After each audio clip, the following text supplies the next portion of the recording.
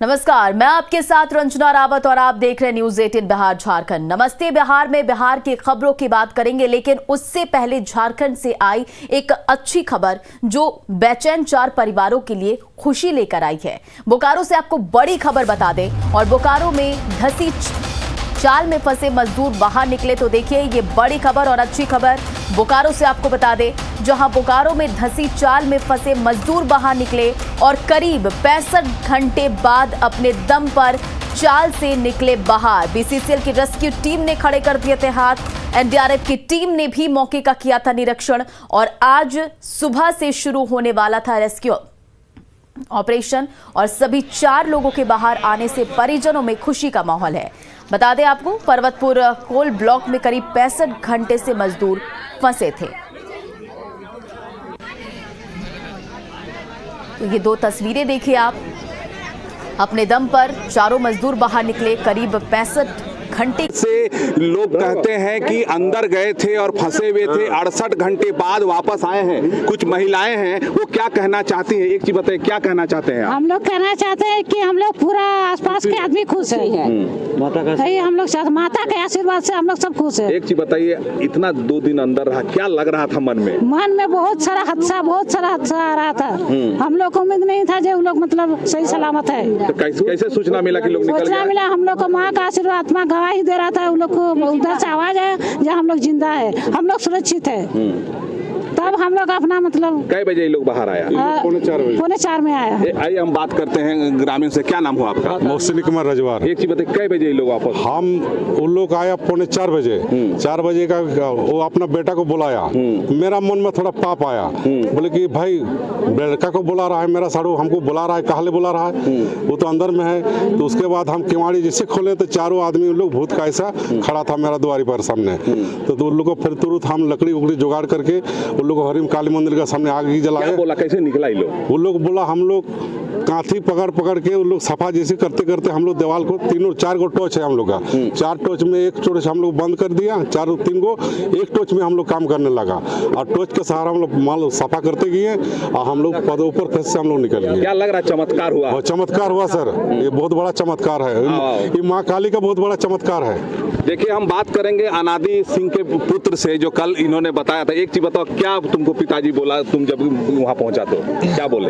वो आतिफ जब हम अंदर गए थे आवाज दे रहा था, इसी से मेरे मन में भावना है कि वो लोग अभी भी जिंदा है। सवेरे कैसे तुमको सूचना मिला? सवेरे में सूचना मिला गांव के आदमी द्वारा कि आपका पिताजी आया। तब सुतल थे, तब से धड़पड़ा कर निकले ताकि यहाँ देखे। ये लोग निकला कहाँ से, कौन सा जगह पे निकला? जैसे आप जो सीढ़ी है तो उतरते उसी के कोना से लोग निकला। पुराना रास्ता था? पुराना रास्ता था। पहले क्या बंद हो चुका था? पहले बंद हो चुका था, वो अगला तरफ बैठा हुआ था। हल्का बैठा। आज हमको बहुत ही खुशी मिल रही है, माँ काली से कृपा से बहुत खुश है। मैंने पुनर्जन्म हुआ। ये कोई आशा नहीं रखा था, लेकिन मेरे मन में आशा था। माँ काली की कृपा से आज बहुत खुश है सब कोई। मैं नहीं, गाँव वाला माँ काली की। आज रात में ही हमें 3 बजे सूचना मिली लोगों ग्रामीणों के द्वारा कि जो कोलियरी में फंसे हुए थे वो चारों सुरक्षित बाहर आ गए। दलबल के साथ हम यहाँ पर आए, उन लोगों को पहचान किए, ग्रामीणों ने पहचान करवाया और मेडिकल टीम आ गई है, उन लोगों को इलाज करवाया जा रहा है। कहना है कि ये दैविक चमत्कार है और इसको मानते भी हैं। सीएल के जो भी बड़े स्तर के अधिकारी हैं और जो यहाँ कार्यरत हैं उनसे संपर्क करके जो खुले हुए कोलियरी का मुंह है उनको हम लोग डोजरिंग करवाएंगे और जो लाइन है उसको हम लोग बैरिकेडिंग करवाएंगे ताकि भविष्य में किसी प्रकार की जान माल का क्षति ना हो। विचित्र था, जैसे हम सभी लोग एनडीआरएफ की टीम भी आई, वो लोग भी अपने स्तर से जांच पड़ताल किए, सब लोगों ने हाथ खड़ा कर दिया, लेकिन आदमी तो ईश्वर का चमत्कार ही इसको कहेंगे कि अपने इन लोग संघर्ष के बदौलत पुनः इन लोग बिना खरोच के सभी लोग वापस आए। और ये मानवीय क्षमताओं की पराकाष्ठा जिसका प्रमाण समय समय पर बहुत जगह हम लोग उदाहरण के रूप में मिलता है। आज उस मानवीय क्षमताओं की पराकाष्ठा का ही प्रदर्शन करके और कहीं ना कहीं इस बात की प्रेरणा कि ईश्वर उनको बचा लेंगे, माँ उनको बचा लेंगे, अपने प्रियजनों से वापस मिल पाएंगे। आज 4 दिनों तक उस घुप अंधेरे में इन लोगों ने जीवन के लिए संघर्ष किया और आज यह कृपा से जो सबकी आस्था का केंद्र है माँ, उसके कृपा से आज वो बाहर हम सबके बीच में। और बिहार विधानमंडल का शीतकालीन सत्र आज से शुरू हो रहा है। 29 नवंबर से 3 दिसंबर तक चलने वाले शीतकालीन सत्र में 5 बैठकें होंगी और पहले दिन अनुपूरक बजट पेश किया जाएगा। तो देखिए, बिहार विधानमंडल का शीत सत्र 3 दिसंबर तक चलेगा, शीतकालीन सत्र। और आपको बता दें कि वहीं विपक्ष शराब से मौत, कानून व्यवस्था और नीति आयोग की रिपोर्ट पर सरकार को घेर सकता है। तो आज से बिहार विधानमंडल का शीतकालीन सत्र की शुरुआत हो रही है और आपको बता दें कि 3 दिसंबर तक यह शीतकालीन सत्र चलेगा।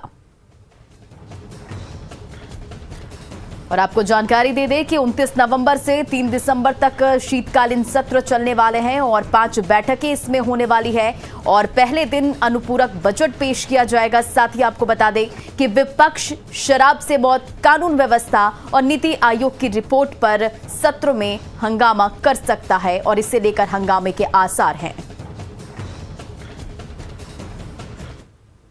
और विधानसभा सत्र से पहले तेजस्वी यादव ने कई मुद्दों पर सरकार पर हमला बोला। उन्होंने ये भी कहा कि देश में सबसे ज्यादा महंगी बिजली बिहार में है। साथ ही ये भी कहा कि अगर राज्य सरकार बिजली का प्रोडक्शन करती तो बिजली सस्ती होगी। में सबसे ज्यादा महंगा बिजली बिहार में है और ये नीतीश जी को ध्यान रखना चाहिए था बिहार में कि प्रोडक्शन आप अपना क्यों नहीं पैदा करते हो भाई बिजली का। रेट 1 नेशन की बात कर रहे हैं तो ये कमवा भी तो कौन करेगा, ये तो आपके हाथ में है नीतीश जी, तो ये तो कर दीजिए।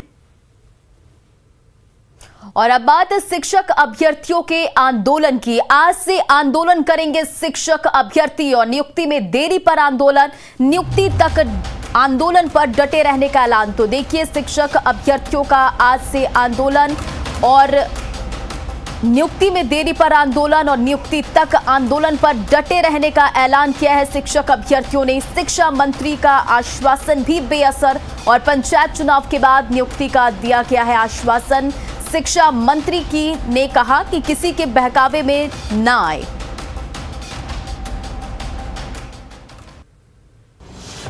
फिर गरमाया शिक्षक बहाली का मुद्दा। कल से शिक्षक अभ्यर्थियों का महाआंदोलन।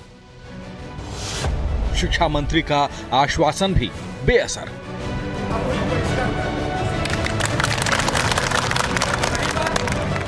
बिहार में प्रारंभिक स्कूलों के लिए 94,000 सीटों पर चल रही बहाली प्रक्रिया का मुद्दा फिर से गरमाने लगा है।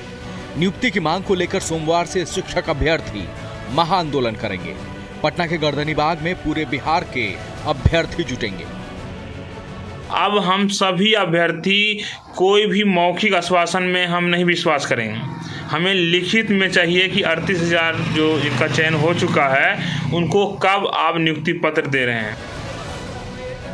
आंदोलन की चेतावनी पर शिक्षा मंत्री ने कहा कि पंचायत चुनाव के बाद शिक्षकों की नियुक्ति की प्रक्रिया शुरू हो जाएगी। शिक्षा मंत्री ने कहा कि कुछ लोग शिक्षक अभ्यर्थियों को गुमराह कर रहे हैं, लेकिन उन्हें गुमराह नहीं होना चाहिए। हम लोग पिछले 1.5-2 महीने से बता रहे हैं कि भाई ये चुनाव की प्रक्रिया समाप्त होगी, फिर नियुक्ति की प्रक्रिया प्रारंभ होगी। बीच में ही पूरा करने के लिए हम लोगों ने चुनाव आयोग से इजाज़त मांगी, इजाज़त नहीं मिली, इसलिए नहीं हो पाई है। तो इस बीच में इस सब तरह की बातें वो किसी के फेरे में गुमराह न हो। शिक्षा मंत्री के बयान पर अभ्यर्थियों को भरोसा नहीं है।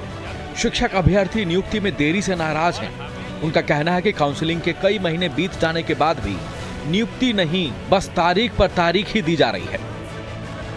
शिक्षा मंत्री आप सिर्फ आश्वासन देते हैं, लेकिन लिखित में आज तक आपने नियोजन पत्र का शेड्यूल तक जारी नहीं किया है। जब तक आप नियोजन पत्र का लिखित शेड्यूल नहीं जारी कर देते हैं, तब तक हम लोग शिक्षक अभ्यर्थी इस बार आंदोलन से वापस नहीं होंगे। This is not the first time he is committing something like this. और जैसे होता है ना कि भेड़िया आया बहुत बार बोलते हैं और फिर भेड़िया आता है तो कोई समझता नहीं है। हो सकता है कि उनकी बात सही हो, उनकी मंशा हो हमें अपॉइंटमेंट देने की इलेक्शन के बाद, पर वो ये चीज़ इन रिटर्न हमें दे दे तो हम ज़्यादा संतुष्ट हो जाएंगे। बिहार में प्रारंभिक स्कूलों के लिए 94,000 सीटों पर चल रही बहाली प्रक्रिया 2019 में शुरू हुई थी। 2 चरण की काउंसलिंग में 38,000 से ज्यादा अभ्यर्थियों का चयन हो चुका है, जिन्हें अब तक नियुक्ति पत्र नहीं मिला है। पंचायत चुनाव के बाद तीसरे चरण की काउंसलिंग शुरू होगी, साथ में नियुक्ति प्रक्रिया भी।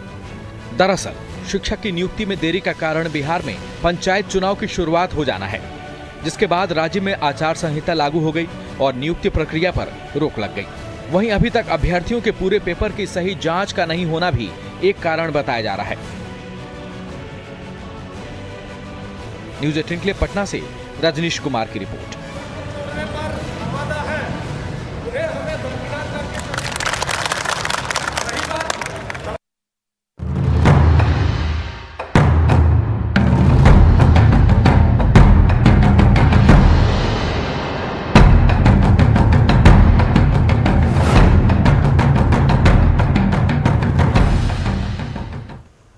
और अब बात बिहार पंचायत चुनाव के 9वें चरण की। पंचायत चुनाव का 9वां चरण आज और 35 जिलों के 53 प्रखंडों में वोटिंग। तो ये बड़ी खबर, जहां पंचायत चुनाव का 9वां चरण और 35 जिलों के 53 प्रखंडों में वोटिंग। मैदान में 97,878 उम्मीदवार और सुबह 7 बजे से जारी है मतदान। शाम 5 बजे तक डाले जाएंगे वोट।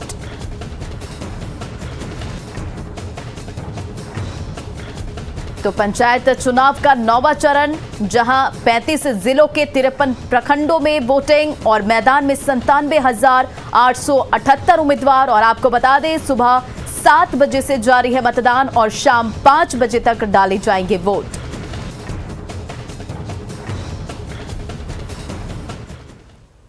उधर भागलपुर के पीरपैंती प्रखंड में 28 पंचायत में वोट डाले जा रहे हैं। देखिए संवाददाता आशीष रंजन की रिपोर्ट।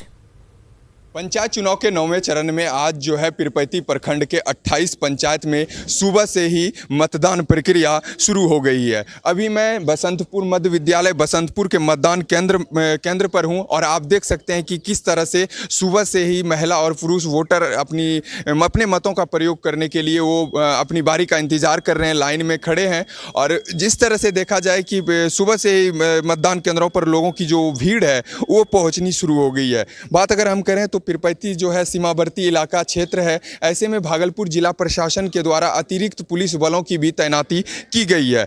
पीरपैंती प्रखंड के 28 पंचायत में मुखिया प्रत्याशी 29 हैं, जिला परिषद के 6 उम्मीदवार हैं और विभिन्न पदों के लिए जो है 30 से ज़्यादा प्रत्याशी चुनावी मैदान में है। टोटल वोटर की बात करें तो 1.5 लाख से ज़्यादा यहाँ पर वोटर हैं, जिसमें कि महिला की आबादी की बात करें तो 60% से ज़्यादा महिला वोटर की संख्या है। टोटल ओवरऑल अगर हम बात करें तो जिस तरह से सुबह से ही पीरपैंती प्रखंड के अलग अलग मतदान केंद्रों पर महिला और पुरुष वोटरों की भीड़ देखी जा रही है, तो ऐसे में कहीं ना कहीं जो है वोटिंग की जो है प्रतिशत वो ज़्यादा होने की संभावना है ही। और अगर हम बात करें सुरक्षा व्यवस्था को लेकर तो भागलपुर जिला प्रशासन की ओर से सुरक्षा व्यवस्था को लेकर पुख्ता इंतजाम किया गया है। विकास कुमार सिंह, न्यूज़ 18 भागलपुर। उधर बांका के समुखिया पंचायत के कलहौड़ी, सावरबाड़ी, कड़वाबाड़ी, झरना समेत करीब 6 गांवों में आदिवासी समाज के लोगों ने शराब का कारोबार नहीं करने का संकल्प लिया है। इन लोगों ने कहा कि ना शराब बेचेंगे और ना ही किसी को शराब पीने देंगे। देखिए संवाददाता नागेंद्र द्विवेदी की ये रिपोर्ट। कुछ वर्ष पूर्व नीतीश सरकार के द्वारा शराबबंदी लागू किया गया था, लेकिन शराबबंदी लागू करने के बावजूद भी शराबबंदी उस तरह से लागू नहीं हो पाया था, जिसको लेकर नीतीश कुमार काफ़ी सख्त हुए। अब असर भी देखने को मिल रहा है। बांका प्रखंड के समुखिया पंचायत के करीब आधा दर्जन गांव में, जो कि आदिवासी बहुल गांव है, वो लोग परंपरागत रूप से शुरू से ही शराब का निर्माण करते थे और सेवन भी करते थे। लेकिन अब उनका साफ कहना है कि न शराब का निर्माण करेंगे न सेवन करेंगे। अभी हम समुखिया पंचायत के कलहौड़ी में है और आप देख सकते हैं कि आदिवासी समाज से जुड़े महिला, पुरुष और युवा वर्ग के लोग हैं। इनका साफ कहना है कि शराब का निर्माण और सेवन से पूरे ग्रामीण तौबा कर लिए हैं। नीतीश सरकार जो शराब बंदी किया था उसका समर्थन हम लोग करते हैं। पहले से शराब बनता था तो बहुत दिक्कत होता था, ये सब की शराब पी के यहाँ पे ये थोड़ा मतलब झगड़ा उगड़ा होता था, उसके से बहुत दिक्कत होता था। जैसे पूर्वज से बना आ रहा था, लेकिन अब जो नीतीश कुमार का जो घोषणा किया है उसके बावजूद हम लोग अब शराब बंदी पहले से कर चुके हैं। अब हम लोग शराब बंदी रखेंगे और शराब ना पिएंगे, ना पीने देंगे, ना बनाएंगे करेंगे। तो उसको सबको अब खत्म करना होगा। सबको बनवे नहीं करेगा तो पिएगा कहाँ से? अगर पी के आता है तो क्या करेंगे आप लोग? क्या झगड़ा होबे करता है घर में, जानता है एक बात बोलेगा तो गुस्से नहीं मानेगा, बढ़िया बात को तो खराबे नहीं लगेगा। मतलब पी के आएगा तो घर में घुसने देंगे आप? नहीं, कैसे घुसने देंगे? अच्छा, अब जब बंदी हो गया तो घुसने उसको कैसे देंगे? अब बंद हो गया तो बंद, अब अच्छा बात है। अब आप लोग बनाइएगा कि नहीं? नहीं बनाएंगे। अब पी के अगर घर में पी के आ जाएगा तब अब झगड़ा करेंगे। सबने इस पे सहमति दी और सबने संकल्प लिया, 6 गांव का लोग हमसे संकल्प लिया, हम लोग अब शराब न बनाएंगे न बेचेंगे। कौन कौन गाँव है? Nagendra, news 18 network, Banka.